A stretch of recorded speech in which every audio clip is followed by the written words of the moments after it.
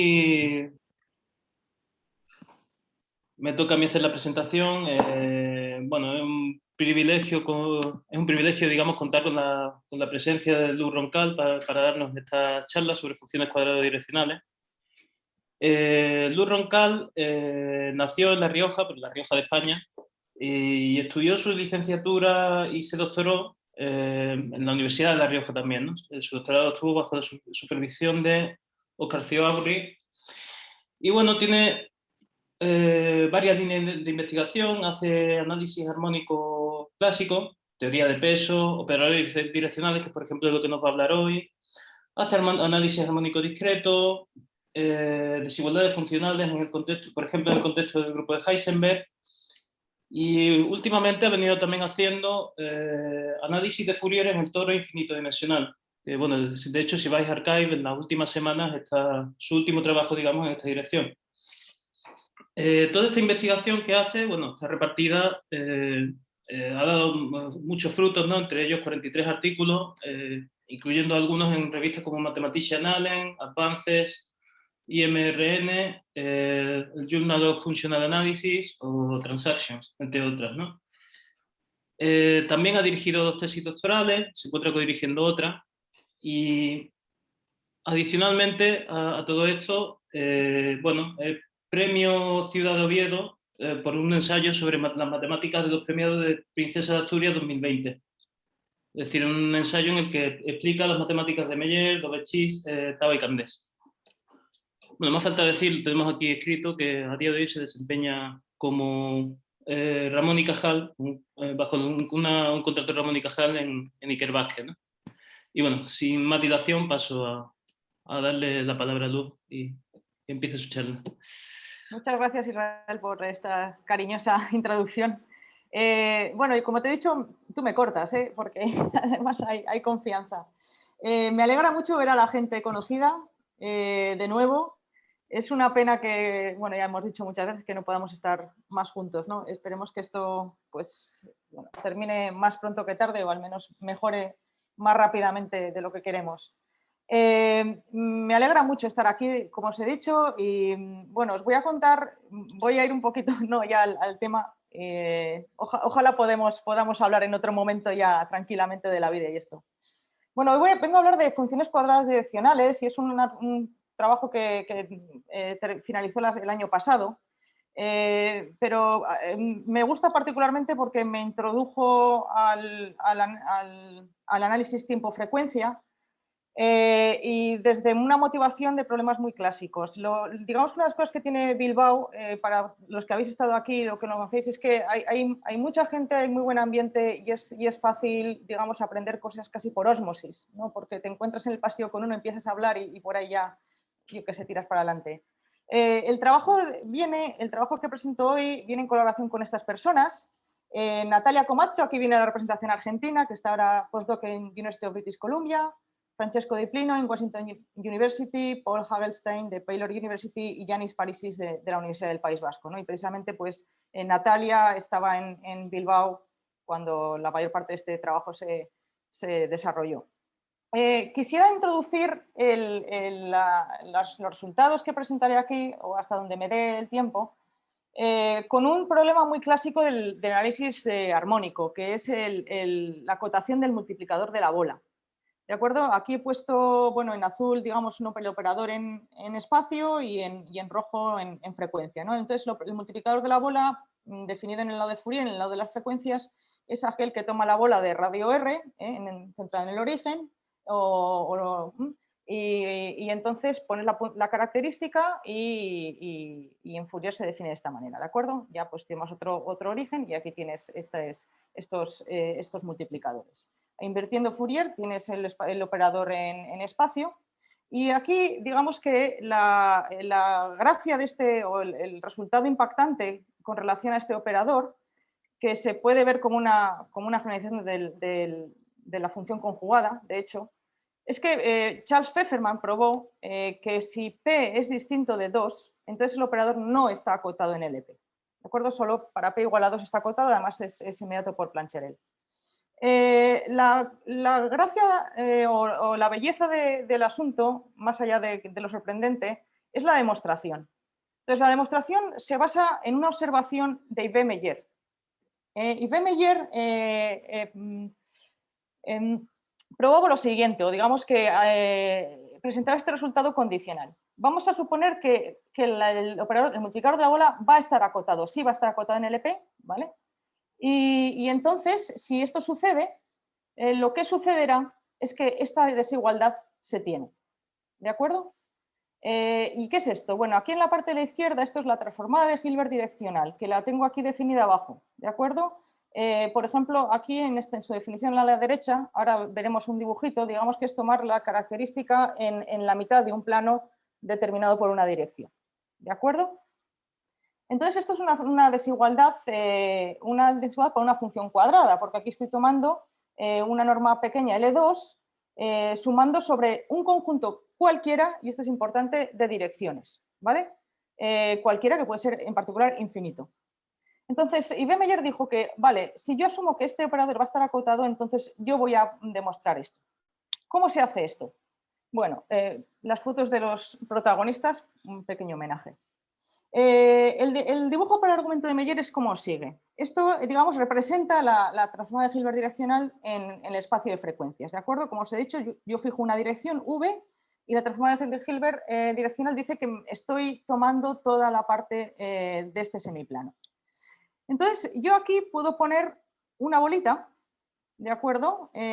Con un centro, el que sea, ¿de acuerdo? Y que sea tangente a este hiperplano, a esta recta, en este caso estoy en el R2, y puedo tomar la bolita que sea cada vez más grande y cada vez más grande y cada vez más grande. Es decir, si yo tomo el multiplicador de la bola, si yo pongo una característica en esta bola, pongo una característica en esta bola, en una más grande, lo que voy a hacer en realidad es ir aproximando la transformada de Hilbert direccional. ¿De acuerdo? Es esto que pongo aquí. Es decir, la transformada de Hilbert direccional es un límite cuando los radios son muy grandes bueno, esto es una modulación del multiplicador de la bola. Muy bien. Entonces, volviendo a la observación al argumento de Meyer, lo que dice es que en vista del dibujo, si yo arranco de la parte de la izquierda, en realidad lo que puedo hacer es que puedo estimar la transformación de Hilbert direccional por este operador que involucra el multiplicador de la bola, por esta relación que hay, y luego, ahora asumiendo que esto está acotado, entonces ya concluyo 1, la parte de la derecha de 1. Muy bien, pero ¿qué pasa? Y entonces aquí viene el genio de Pfefferman diciendo, pero es que resulta que esta desigualdad que me dice Meyer es falsa. Y Pfefferman lo refutó utilizando los muy conocidos conjuntos de Vesikovich o Kakeya. ¿De acuerdo? Bien, entonces, claro, aquí realmente digamos que el punto es que uno no puede coger un conjunto cualquiera de direcciones, ¿de acuerdo? Tiene que haber una explosión en el número de direcciones y esto se tiene que de alguna manera cuantificar. Bien, podéis consultar detalles muy bonitos del problema en el libro de Miguel de Guzmán. Y entonces la moral del asunto, ¿no? de este problema es que hay una relación estrecha entre multiplicador de la bola y estimaciones de funciones cuadrado para multiplicadores direccionales. ¿De acuerdo? Funciones cuadrado porque es aquella norma L2 pequeñita tomadas en las direcciones. Entonces, si uno piensa o busca en la literatura qué se sabe sobre funciones cuadrado en un contexto más general, digamos, y no direccional, empezando en una dimensión, pues yo creo que el resultado más de referencia es el trabajo de Rubio de Francia en el año 85, donde estudió las propiedades en LP y LP con pesos de estos operadores. Y en cuanto a con lo que se refiere a operadores direccionales, relaciones con funciones cuadrados, pues digamos que aquí la referencia es Antonio Córdoba. Entonces está su trabajo del año 82, en el que él considera conos n equiespaciados en frecuencia y obtiene estimaciones logarítmicas para estos operadores con dependencia en la n, ¿no? N es el número de direcciones al fin y al cabo, que como he dicho, pues tendría que verse cuantitativamente cómo esto va a explotar cuando n tiende a infinito.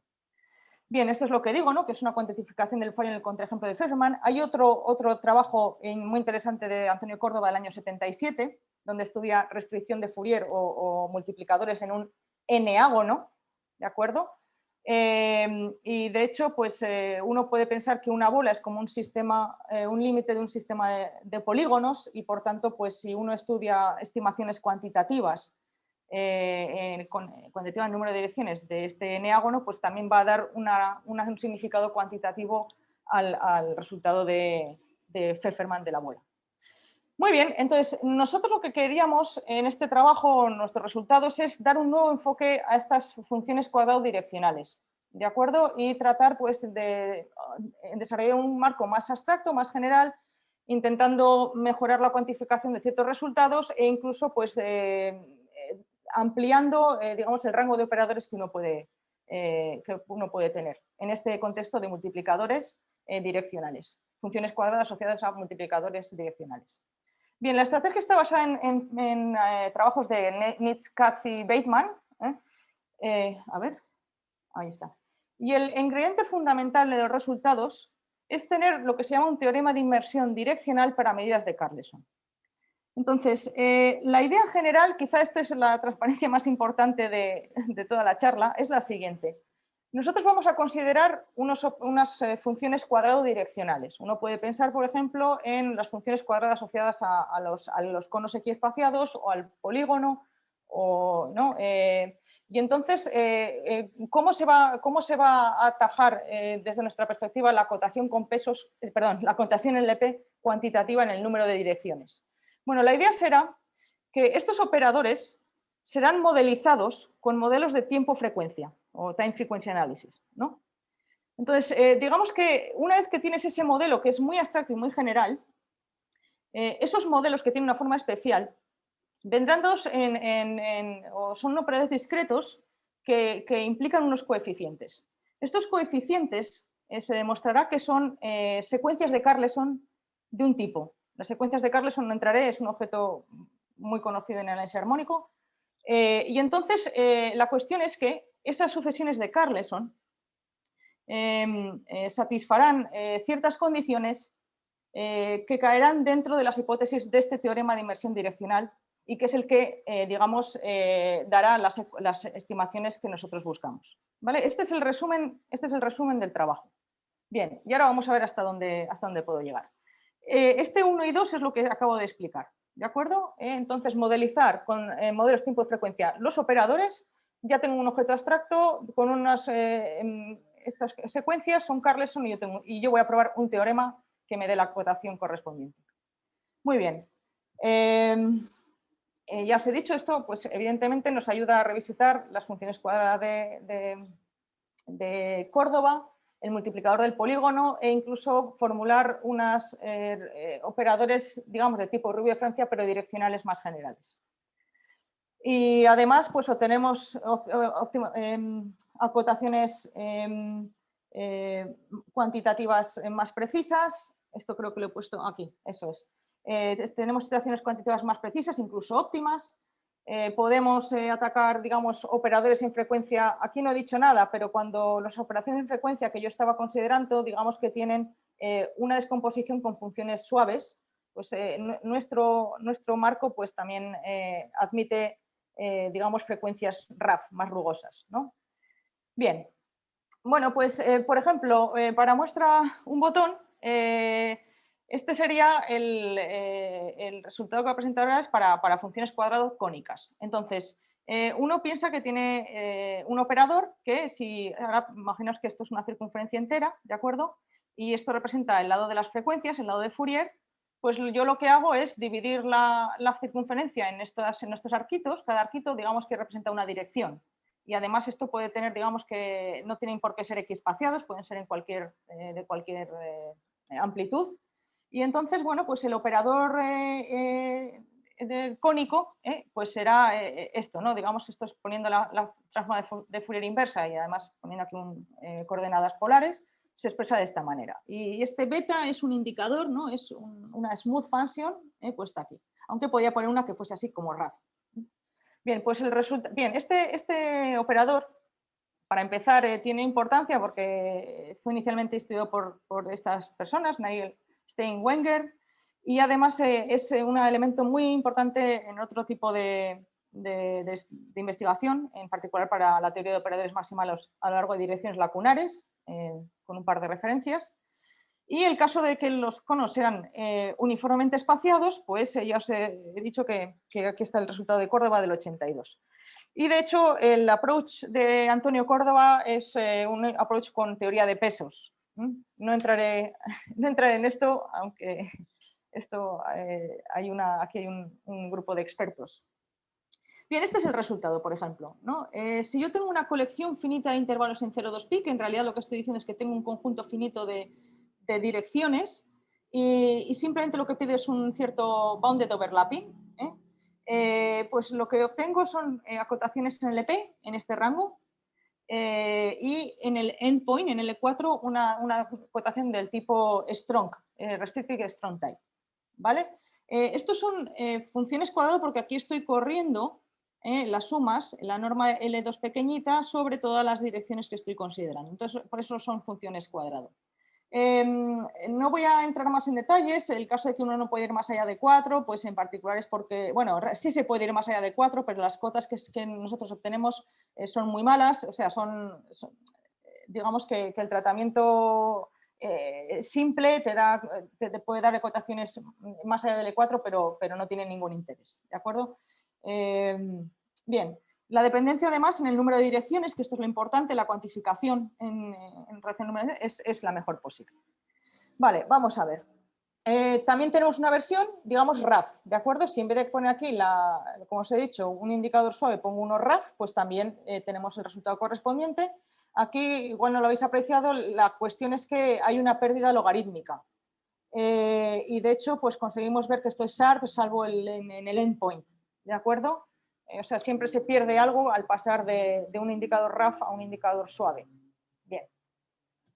Bueno, yo creo que voy a intentar dar una idea de cómo es sobre todo la del teorema de inversión, que os he dicho que es lo más importante. La cuestión es que uno hay que considerar lo que se llaman sucesiones de Carlson direccionales. Entonces, digamos que si uno conoce algo de tiempo-frecuencia, el análisis tiempo-frecuencia se basa en que, digamos que el espacio, por ejemplo, en R2, lo puedes dividir en baldositas, ¿no? Donde, digamos, una coordenada representa el espacio, la otra representa la frecuencia y además el área está controlada para que se cumpla el principio de incertidumbre. Aquí hay que pensar igual, pero ahora ya estamos, digamos, el espacio y la frecuencia son objetos de R2 y de R2. O sea, y hay que tener en cuenta también ese componente direccional de los operadores.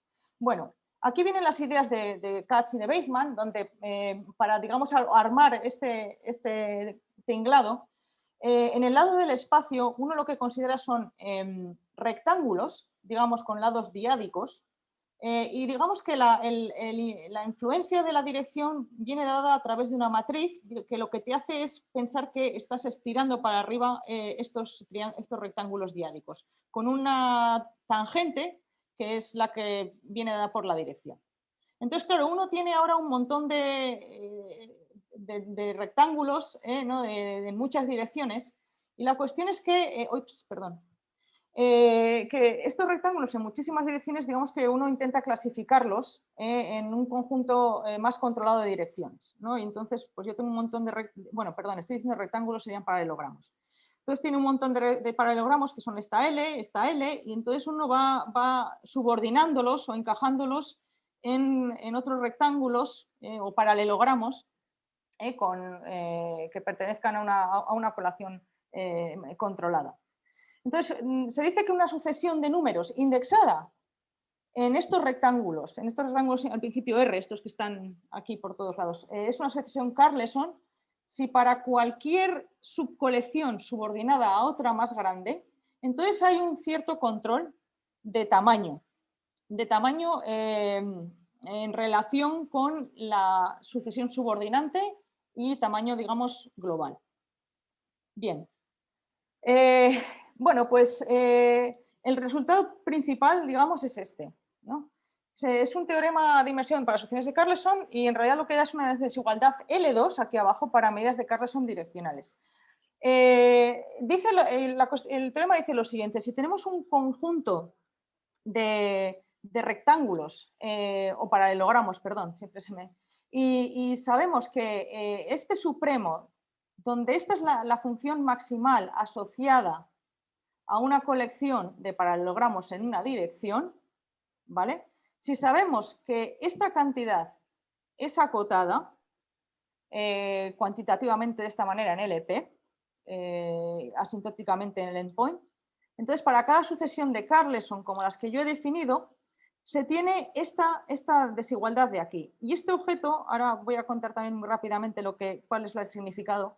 Tenemos esta desigualdad y aquí tenemos la información cuantitativa en el número de direcciones. Esto es lo que se aplicará luego, lo que os he dicho en los modelos tiempo-frecuencia y a la postre en los operadores que queremos de interés. Bien, la heurística detrás de esto, ¿cuánto me das, Israel? Sí, te iba a decir, quedan sobre 5 minutos. Que me corrija, digamos, la persona que lleva, Dalía, que lleva la parte técnica, pero he chequeado los horarios de la conferencia y me parece que no hay nada después. No Si nos sé si... extendemos unos 5 minutitos, no pasa nada. Vale. O sea, hasta I5. Claro, hasta ahí, hasta las I5, sí. Venga, intentaré terminar un poco antes. Vale, muchas gracias. Bien, entonces sigo. ¿Cuál es la heurística detrás de este teorema? ¿Vale? ¿Cómo puedo conectar una función maximal con este objeto de aquí? Bien, de hecho, una función maximal linealizada se puede escribir de esta manera discreta, donde estos son características en conjuntos disjuntos, ¿vale? Si esto corre sobre una R, así. Si yo escribo el dual de este operador, lo puedo escribir de esta manera, con ciertos coeficientes, en este caso donde los coeficientes son la medida de estos subconjuntos que son disjuntos. Bien, pues en nuestro caso lo que sucede es que estos operadores son los que, digamos, aparecen en los modelos tiempo-frecuencia y además estas sucesiones, estos numeritos serán los que se pueden probar que son sucesiones de Carleson buenas. Y por tanto, digamos que entran en nuestro teorema, se conoce cuál es el comportamiento de los operadores maximales correspondiente y se deduce la acotación esta de aquí. Y esta es la que de nuevo se traslada a estos operadores tiempo-frecuencia y a la postre a nuestros operadores. Muy bien. Yo creo que esto es también un poco lo que voy a contar. Simplemente una pincelada, ¿no? Estos modelos tiempo-frecuencia para funciones cuadrado, la idea es descomponer una función a escala como suma de piezas muy bien localizadas en frecuencia y bien localizadas en espacio. Entonces aquí hay una hay una teoría muy importante que por supuesto empieza con las wavelets y otras cuestiones, pero que en los últimos tiempos el análisis armónico ha tenido mucha importancia para lograr resultados de mucha trascendencia. Entonces, por aquí está el concepto de análisis de paquetes de ondas, introducida realmente por Charles Pfefferman, que proporcionó una prueba, digamos, alternativa al teorema famoso de Carleson de convergencia puntual de series de Fourier en L2. Y digamos que el hit más importante es el trabajo de Michael Lacey y Christoph Thiele con la estimación de la transformada de Hilbert bilineal, donde toda la maquinaria de time frequency analysis pues, fue principalmente desarrollada para esto. Bien, entonces, simplemente aquí hay que introducir unos sistemas de funciones casi ortogonales, digamos, paquetes de ondas normalizadas en L2, que son funciones bien adaptadas a cada uno de los rectangulitos de tiempo-frecuencia. Y bueno, un coeficiente de ondículas asociado a esta manera de embaldosar el R2, pues son estos coeficientes al cuadrado. Entonces, ¿qué es lo que sucede? Bueno, pues yo puedo definir este operador, este delta T. T es un conjunto de estas baldositas y lo puedo definir de esta manera, coeficientes, característica dividido por, esta sería la parte espacial de la baldosa. Bien, pues la cuestión es la siguiente. Si yo ahora tengo, por ejemplo, yo pienso en mi función cuadrada, que era, recordad, poner en las frecuencias, yo tengo una dirección, pongo aquí un indicador. Entonces la cuestión es tratar de descomponer a escala, como he dicho antes, de una manera, digamos, pues adecuada, encontrar la manera adecuada de descomponer en frecuencia. Bien, pues en nuestro caso, por ejemplo, en el caso de las funciones cuadradas cónicas, pues la cuestión es que si tú tienes una dirección delimitada por este arco, y además, bueno, puedes incluso, si tienes en todo R2, puedes tomar simplemente una escala fija radial. La cuestión es aquí descomponer Whitney, y esto sería, digamos, el dual, esto se correspondería con la parte del espacio.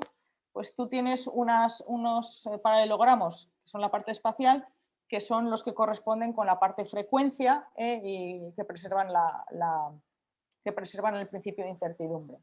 Bueno, pues por cuestiones técnicas al final uno consigue entender que en este caso, por ejemplo, esta es la mejor manera de hacer una descomposición en frecuencia. Tú ahora tus baldositas tienen su parte espacial y su parte de frecuencia, y uno puede entonces definir estas funciones cuadradas que acabo de presentar, donde esta colección de baldosas es exactamente la que, digamos, enseñaba en ese dibujo. Bien, entonces para este operador que he definido con esta construcción de baldosas, podemos demostrar que tenemos acotaciones, las acotaciones correspondientes, cuantitativas, ¿de acuerdo? Y bueno, esto sería para el caso pues, suave, también, perdón, para el caso rugoso, para el caso suave pues uno tiene también algo incluso mejor. Y no entro en más tecnicismos. Y bueno, simplemente quería, la verdad es que quería simplemente leer esta última transparencia y creo que voy a ir ya cortando. Más que nada porque aquí dentro hay un par de nombres argentinos también, ya que estoy en el Virtuma. La manera de demostrar, por ejemplo, este tipo de estimaciones, primero hay que probar en P igual a 2 y el débil restringido en 4 y luego se interpola. En P igual a 2 se utilizan estimaciones ortogonales globales para estos coeficientes de ondículas. Esto es algo bastante estándar. Para el débil restringido P igual a 4, la cuestión es más delicada, hay que escribir adecuadamente el operador y utilizar estimaciones ortogonales locales en lo que se llama un lema de tipo Journet. Y de hecho nosotros lo que hicimos fue inspirarnos en un lema de tipo Journet desarrollado escrito por Carlos Cabrelli, Michael Lacey, Ursula Molteri, Jill Pfeiffer. ¿Okay? Y bueno, pues con este tipo de estimaciones, entonces uno ve que esta sucesión es precisamente una sucesión Carlson, como las de nuestro teorema, aplica el teorema y tiene la acotación que quiere. Y ahora interpola. ¿De acuerdo? Bien, pues nada. Y entonces la aplicación, como os he dicho, esto sería, no sé si lo volví a escribir, no. Sí, la aplicación sería para las funciones cuadrado-cónicas, ¿no? Y ahora yo voy a terminar aquí, y simplemente recuerdo la idea. Ese operador de restricción a conos en frecuencia, entonces lo que se hace es escribir de esta manera, con esta descomposición que acabo de mostrar en este dibujito, y ya se van aplicando los resultados con un poco de cuidado, ¿vale? Hay cuestiones por aquí, flecos que no cuento, y uno entonces consigue deducir el resultado correspondiente, ¿de acuerdo?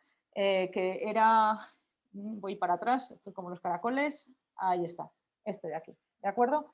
Y simplemente comentar que, bueno, esto es por ejemplo, esto es una revisitación del teorema de Córdoba, pero digamos que también lo mejora porque estas cotas son más explícitas, aceptamos conos que pueden estar en cualquier dirección, no solo espaciados, también aceptamos versiones rugosas, que era esta, Y bueno, y ya no voy a contar más, pero tenemos el mismo tipo de resultado para funciones para el multiplicador del polígono, que consiste en, digamos, se necesita un resultado similar, pero digamos, para funciones cuadrado en rectángulos.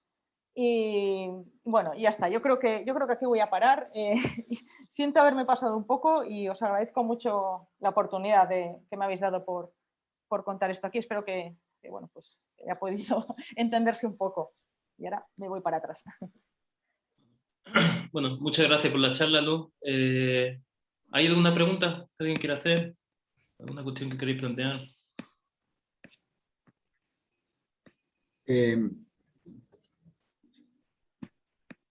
¿Puedo? Sí, Sí, bueno, adelante. yo no te tengo que Adelante. Digamos, dos preguntas en una. El tema de trabajar en dimensión 12, porque si no es imposible esto, ¿no? Digamos. Bueno, no es que no sea imposible, es que no sabemos cómo. Claro, porque ni siquiera lo de Córdoba pues, se sabe más dimensión. Bueno, mira, aquí hay dos cuestiones. Primero es una cuestión de definición. ¿Tú cómo defines un cono en n dimensiones? Por ejemplo, si piensas en un cono, ¿cómo piensas un cono en n dimensiones? porque lo puedes pensar tipo producto o así, piénsalo yo simplemente en tres, ¿no? Sí. Habría distintas formas de pensarlo. Eso para Pero empezar. ahí, digamos, en la variante del teorema de inversión, eso siempre queda fija, digamos, siempre hay una rotación en una de las variables, pero no las dos. Eso es, eso es. Claro, está bien. Eso es. No, pero es una buena pregunta, ¿eh? De hecho... Sí, pero pero es muy Sí. difícil, me parece que Sí, tiene. pero Porque tendría que ver con Kakeya o todo eso, digamos, si fuera. Sí, hay que andar, y bueno, yo creo que uno se puede animar e incluso a hacer una formulación adecuada, pero sí, incluso podría probar algo, pero no sé exactamente dónde están las obstrucciones, dónde entra Kakeya. Y una curiosidad, digamos, que de lo primero que no sé si, lo de Pfefferman y Meyer, digamos, el ejemplo de Pfefferman para desprobarlo, la idea de Meyer, sirve también para desprobar la bola, porque en realidad, pero no se sabe que esas dos cosas sean equivalentes, ¿no? Es decir, si uno tiene la desigualdad vectorial de las transformadas direccionales, es estimada por el controlar el multiplicador, pero no vale, Sí. no se conoce la inversa, ¿no? O al menos yo no lo conozco. Por lo que yo sé, no. Quizá hay alguien que esté más, pero yo creo que no, por lo que yo sé.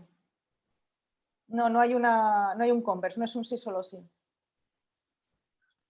De hecho, la acotación, si tú vas si uno va al paper de Pfefferman, es así. Perdón, así. No, que creo que aquí es donde estaría el... Claro, por eso, y él desprueba que falla falla la menor. Falla uno, eso es, falla uno. Sí. Perdón, por cierto, volviendo a tu pregunta anterior, yo creo que Francesco Di Prini y Yanis Parisis han Creo presentado que un tenían cosas resultado. en dimensiones superiores, ¿no? Tenían alguna cosa. Sí, ahora este verano. No sé si por ahí podrían... Está bien. ¿Hay alguna pregunta más? ¿Alguien más quiere preguntar? Sí, dijiste que para P mayor que 4 también tenías estimaciones, pero que no eran interesantes o algo Sí, así. porque se pueden tener estimaciones polinómicas. Polinómicas, es decir, ¿dónde está aquí? ¿Ves? Aquí lo interesante es que esto es una escala logarítmica que además es la SAR.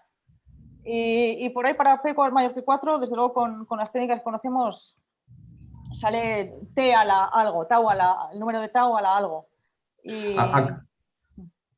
No, acá mostraste que interpolabas entre 2 y 4, pero para ir más allá, ¿que seguís interpolando o pasás de otra forma? No, la cuestión es que, bueno, depende de los operadores también, pero la cuestión es que bueno, que nosotros tenemos esta desigualdad, ¿dónde está? Bueno, el teorema de inmersión de Carleson direccional, ¿no? Esto también se podría saltar uno más por encima de 2, de hecho son L4, porque al hacer L4, como son funciones cuadradas, te queda un L2, por eso te quedan estas L2, L1. Uno podría obtener cotas relativamente sencillas de estos operadores, pero eso, con un decaimiento polinomial que no, o sea, con un control polinomial que es muy, muy burdo.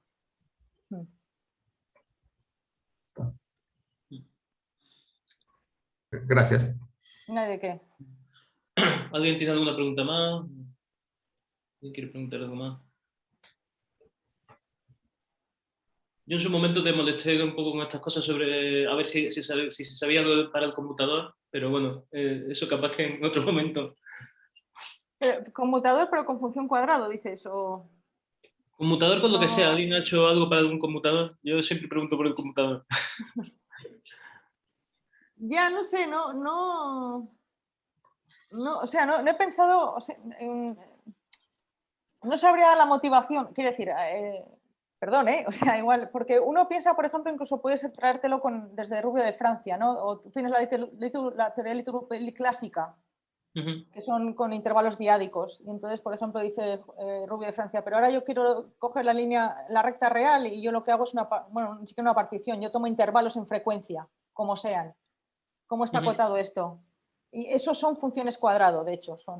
Y entonces ahora uno se piensa, pues ahora vamos a poner en direcciones, en las que sean. Entonces no sabría cómo pensar un conmutador direccional, ¿no? Un conmutador direccional. Bueno, yo alguna vez hablé con Gianni muy ligeramente de estas cosas y Gianni lo que no veía claro, por ejemplo, Gianni Parisi, es quién sería el símbolo. Sí, claro. Sí, porque normalmente estas cuestiones se piensan en frecuencia, claro, en el símbolo. Entonces, claro, pensar cómo funciona el símbolo en Fourier. Pero no, la verdad es que no lo he pensado, no sé, a lo mejor igual habría que pensarlo, qué sé yo, sí. Bueno, a ver, quizá un día de esto. Quizás un día de estos. Bueno, si nadie tiene más preguntas, Voy a... si nadie tiene más preguntas, bueno, creo que le podemos dar un aplauso a Lu y darle las gracias por esta charla. Bueno, gracias a vosotros por venir a escuchar. Y saludos a todos los que están en la lista, algunos también los conozco y bueno. Chao, Luz. Bueno, Chao, Luz, chao. muchísimas Muchas gracias. Un beso Chao, a todos. gracias. Muchas Chao. gracias a todos.